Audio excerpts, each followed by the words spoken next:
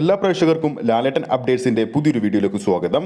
പൃഥ്വിരാജ് സുകുമാരന്റെ സംവിധാനത്തിൽ ലാലേട്ടൻ കേന്ദ്ര കഥാപാത്രമായെത്തി ലൂസിഫറിന്റെ രണ്ടാം ഭാഗമായ എമ്പുരാന്റെ ഡിമാൻഡ് കൂട്ടുകയാണ്. കഴിഞ്ഞ ദിവസമായിരുന്നല്ലോ ചിത്രത്തിന്റെ ഒഫീഷ്യൽ ടീസർ പുറത്തു വന്നത്. ടീസർ പുറത്തു വന്നതോടുകൂടി തന്നെ ആരാധകർക്കും സിനിമാ പ്രേമികൾക്കും പ്രതീക്ഷകൾ വർദ്ധിച്ചിരിക്കുകയാണ്. അതുകൊണ്ട് തന്നെ ചിത്രത്തിന്റെ തിയേറ്റർ ഡിമാൻഡും കൂടിയിരിക്കുന്നു. ഈ വരുന്ന മാർച്ച് 27-നാണല്ലോ എമ്പുരാൻ എന്ന വൻപൻ സിനിമ ലോകമെമ്പാടും തിയേറ്ററുകളിലേക്ക് എത്തുന്നത്. അന്നേ ദിവസം കേരള ബോക്സ് ഓഫീസിലെ എല്ലാ പ്രധാന കേന്ദ്രങ്ങളിലും എമ്പുരാൻ എന്ന സിനിമ ആദ്യ ദിവസം ഉണ്ടാകണമെന്നാണ് തിയേറ്റർ ഉടമകൾ ഇപ്പോൾ വാദിക്കുന്നത്.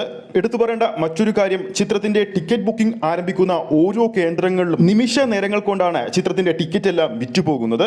ഒട്ടുമിക്ക ബിഗ് സ്ക്രീനിലേക്ക് എമ്പുരാൻ ഇപ്പോൾ ചാർട്ട് ചെയ്ത് കഴിഞ്ഞിരിക്കുകയാണ്. ആശീർവാദ് സിനിമാസ് വൻപൻ റിലീസ് തന്നെയാണ് കേരളത്തിൽ ചിത്രത്തിന് ആദ്യ ദിവസം ഒരുക്കി വച്ചിരിക്കുന്നത്.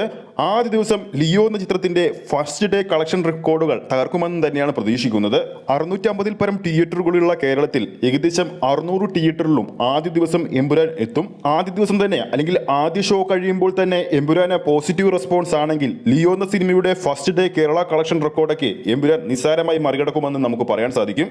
എമ്പുരാന്റെ ആദ്യ ഭാഗമായ ലൂസിഫറിൽ തന്നെ ഒരുപിടി വൻപൻ താരങ്ങളാണ് അണിനിരുന്നത്. ആ താരങ്ങൾ ഉൾപ്പെടെ എമ്പുരാനിൽ ഏതൊക്കെ പുതുമുഖ വൻപൻ താരങ്ങൾ ഉണ്ടാകുമെന്നാണ് ആരാധകർ ഉറ്റുനോക്കുന്നത്. എന്തായാലും അതിനുള്ള എല്ലാ ഉത്തരവും ഈ വരുന്ന മാർച്ച് 27 നൽകുമെന്ന് തന്നെയാണ് നമുക്ക് പ്രേക്ഷകർക്ക് നൽകാനുള്ള മറുപടി. എന്തായാലും മലയാള സിനിമ കണ്ടതിൽ വെച്ച് ഏറ്റവും വലിയ വിജയ ചിത്രമായിട്ട് എമ്പുരാൻ മാറട്ടെ എന്ന് നമുക്ക് ആശംസിക്കാം. അതോടൊപ്പം ലാലേട്ടന്റെ ഒരു ശക്തമായ തിരിച്ചുവരവും നമ്മൾ പ്രതീക്ഷിക്കുന്നു. വീഡിയോ കാണുന്ന പ്രേക്ഷകരിൽ ആരൊക്കെയാണ് ഈ ഒരു വൻപൻ സിനിമയ്ക്ക് വേണ്ടി കാത്തിരിക്കുന്നു എന്ന് താഴെ കമന്റ് ചെയ്യാൻ മറക്കരുത്.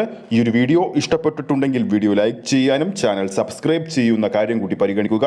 ഫേസ്ബുക്ക് പേജിലൂടെയാണ് ഈ ഒരു വീഡിയോ കാണുന്നതെങ്കിൽ ഫേസ്ബുക്ക് പേജ് ഫോളോ ചെയ്യുക. അടുത്തൊരു അപ്ഡേറ്റുമായി നമുക്ക് കാണാം.